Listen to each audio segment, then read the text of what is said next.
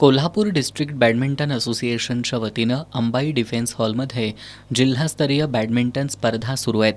आज स्पर्धेच्या तिसऱ्या दिवशी 9, 17, 15 आणि 13 वर्षाखालील मुलामुलींच्या स्पर्धा आणि पुरुष दुहेरी स्पर्धा पार पडल्या. 15 वर्षाखालील मुलींच्या गटात लुबिना मुजावर, स्वरा सूर्यवंशी, स्वराली कागले, प्रिशा मेहता यांनी, 17 वर्षाखालील मुलांच्या गटात समीप भटेजा, आयुष पाटील, शिवराम मोरे यांनी, तर 19 वर्षाखालील मुलांच्या गटात चैतन्य तारे, अभिनव हरणे, प्रांजल माने यांनी प्रतिस्पर्ध्यांवर मात करत पुढच्या फेरीत प्रवेश केला.